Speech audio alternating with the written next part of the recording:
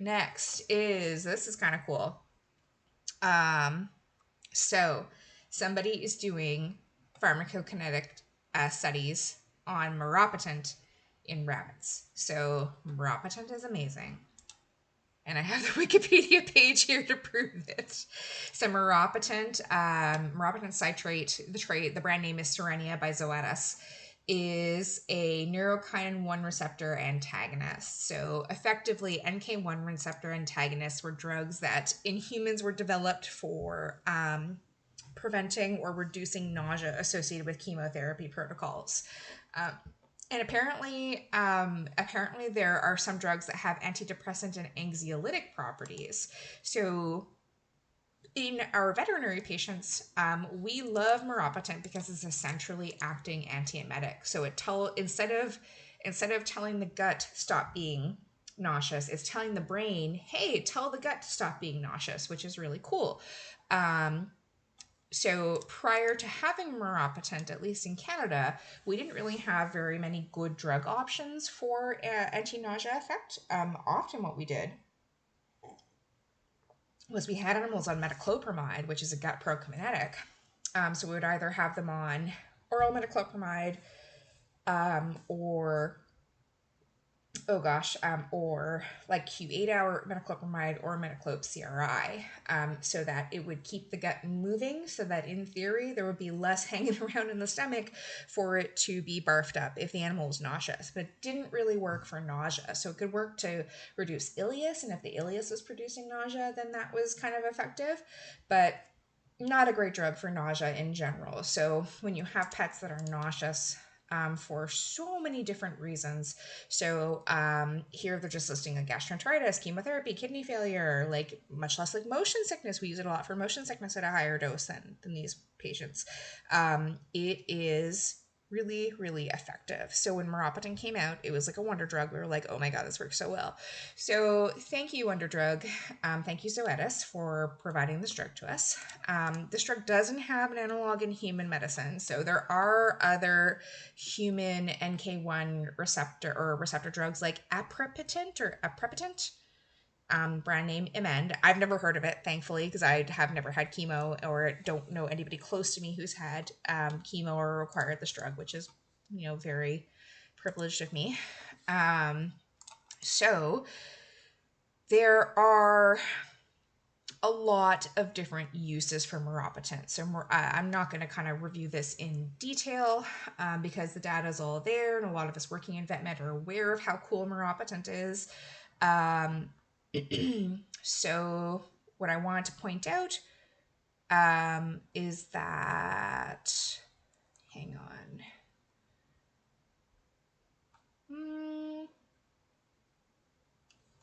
Hang on. I'm not seeing it here, but I know I saw it before. Oops, isoflurane. Oh, it's right here. I'm just blind. So when maropitant was out for a couple of years, so I want to say it came out in, does it say?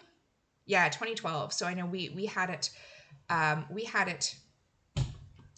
earlier than this. So it was approved by the FDA in 2007. I feel like we got it in Canada in like 2009, 2010. And we were using it in dogs and then off-label in cats because it worked so well, and because like a lot of the IM people were saying it's okay, use it. Interestingly, when maropitant first came out, the label said do not use it for more than 5 days or 7 days consecutively, and if you're using it for longer than that, then go to every other day dosing, which is really interesting because they thought that some pets would have like neurological damage from this drug. Turns out that that's like an extremely small subset of animals. We now know it's very safe. We also weren't allowed to give it IV when it first came out. It was sub-Q only. And we didn't have the oral drug in Canada, we had the injectable before the oral. So just all these fun little things about like the history of Serenia.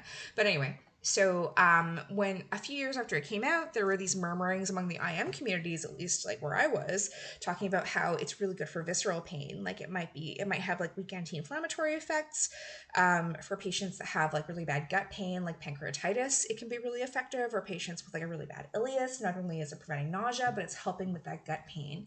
And then Zoetis, the company, they're like, no, don't talk about that. That's not what we can't confirm it because we don't have the data yet. But then of course it has been confirmed in like a number of studies. But super cool it has been found to reduce the amount of general anesthesia for sevoflurane and isoflurane in some operations. So this is in plums, and plums is like our drug reference that is like the holy Bible of veterinary drugs. And then this randomized clinical trial from 2017. So we definitely see this in practice. I've been in a couple of practices where we use Cerenia routinely with all of our surgeries unless it was contraindicated. And it absolutely reduces the amount of isoflurane. I haven't worked with sevoflurane, but definitely reduces the amount of isoflurane that you need for those patients. And isoflurane, or inhaled general anesthetic, has the most profound effects on patient stability and patient hemodynamics compared to any of these other drugs. So if you can reduce your general anesthesia and still maintain a good balanced anesthesia, then that's better for your patient, safer for your patient. I'm not saying you can't have safe anesthesia without it, but if it's a tool you can use to make your anesthesia even safer, then why not use it? Because it costs, probably, because not all clinics want to use it because it's a little pricey, and sometimes clients don't want to pay for that difference, unfortunately, even if it makes the anesthesia safer, which sucks, but that's the reality of everything. So there has been some murmuring too that maybe we can use maropitant in rabbits and guinea pigs because of that visceral pain, that visceral analgesia, or weak anti-inflammatory effect. So patients with ileus, so these are like our gastrointestinal stasis patients. But of course, it doesn't have any antiemetic effects in these species because these species can't vomit because they're extremely tight cardiac sphincter tone or gastroesophageal sphincter tone. So doesn't stop them from vomiting, but maybe works anecdotally to help relieve gut pain. And then the big question is, will it help reduce our isoflurane use? Because I hate having to turn up isoflurane in a small exotic mammal patient. I do everything I can to reduce it.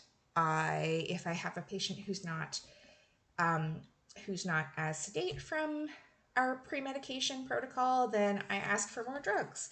If I know that it's going to be a painful procedure, I look at what I can do with local anesthetics. I add CRIs of lidocaine or ketamine, or most recently we did a fentanyl, lidocaine, ketamine CRI on a very painful chinchilla patient. So will it work is the question. So so this is all the preamble to say, let's come back to the study now. So the first start of, I guess, like the starting point for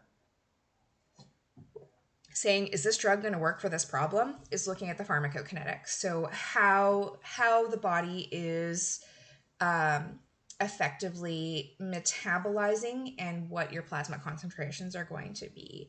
So again, they're referring to studies that have shown a decrease in anesthesia mean alveolar concentration, minimum alveolar concentration. So basically the minimum gas concentration, I'm going like this because I'm making alveoli. This is like an alveolus, not really. But that's their minimum concentration of inhalant anesthetic in the respiratory unit of the lung, the alveoli, the little honeycomb structures. That gives you a surgical plane of anesthesia. And of course, better postoperative recovery, because if we're using less general anesthetic, these animals will recover a little bit better. And also food consumption, because reducing post-op ileus, because in any species, anesthesia can contribute to a post-op ileus. So talking about therapeutic dosing in dogs is 1 to 2 mg per kg. We're usually using 1 mg per kg, milligram per kilogram parenterally, or 2 milligrams per kilogram, usually in that 1 to 2 milligram per kilogram range orally. You can do acute motion sickness doses of up to 8 milligrams per kilogram once or a few times in a couple of days, or like every 24 hours for just a few days, and it's quite safe. So it's a really nice drug. They've looked at the so somebody has already looked at the pharmacokinetics of 1 milligram per kilogram, so look at dog dose, IV, or sub-Q in rabbits. So the area under the curve in dogs is higher than in rabbits. So AUC, area under the curve, is basically like a kind of, I guess, rudimentary calculation to figure out how long this product is in the body for. So like let's say, so these are all different rabbits, but like let's say we have a dog whose curve goes up like this and then takes a long time to peter out, then that animal has a greater area under the curve than the rabbits. So, and then these rabbits at least. So we know that, so this is suggesting that rabbits are metabolizing the drug much faster. So this study is looking at 10 times the dose, so a 10 milligram per kilogram subcutaneous dose of maropitant, and then taking plasma levels of the maropitant at various time intervals over 24 hours to see, does this stay at what we assume is probably a therapeutic level in this species, because we're just comparing it to dogs. So really cool. The Cmax, so that's our maximum concentration in the plasma, was reached at 30 to 60 minutes, which is pretty comparable in dogs. I don't have the number like offhand for dogs and cats, but typically like what we tell clients is if we've given a subcutaneous dose of Serenia, like if it's an outpatient treatment, that they're going to start to feel it. They're going to start to feel a bit better in about an hour. So like 60 minutes is kind of our kind of, I guess, point that we communicate to pet owners. So, and then it decreased, blah, blah, blah, 24 hours. So almost completely gone by the 24-hour mark, which is kind of what we expect. They did see some minor local reactions. How many animals? Oh, one rabbit experienced a localized dermal reaction after injection. That's been reported previously. Skin erythema and thickening that resolved within 3 days without treatment. Yeah, that's... And you wonder, like, was that a little intradermal and not just sub-Q? Like, was there an injection error? And that just happens. It's something that can definitely happen in practice. So what they're comparing to, so they're comparing those plasma concentrations of canine studies showing what kind of plasma level of maropitant brought them to the point where you could reduce your isoflurane for general anesthesia. And then they compared that to rabbits. So 948 rabbits. So rabbits was so much smaller. Mean area of the curve difference was larger. Okay. So unfortunately, the numbers aren't like matching up compared to what we see in dogs, and that makes sense because they're different species. They're going to metabolize things differently. And unfortunately, this doesn't tell us anything about the therapeutic effect of this drug. So while these PK pharmacokinetic studies are really important, they are really just a starting point, because what we need to do now is look at, does this dose work to effectively reduce the MAC? So what somebody needs to do, maybe these authors from Colorado State University. Oh yeah, Miranda Sadar. She's doing a gabapentin rabbit study right now for anxiolysis, which is really cool. So what we need to do now is see, like, in a ideally randomized double-blinded study where they're giving rabbits maropitant versus like saline sub-Q preoperatively in comparable procedures like spays or castrations, whatever was available. Like, are we able to see a relationship between the patients who ended up getting maropitant and a reduced isoflurane concentration to maintain GA or maintain like a healthy general anesthetic or healthy plane of anesthesia, or does it have no difference? So really interesting. It's good. This is like the start of it, because I've been asking myself this for years, like pulling my hair, being like, will somebody do a study on this? Because we really, really want to reduce the amount of general anesthetic that we use in any patient. So that's really great. Very exciting. I'm very excited for that.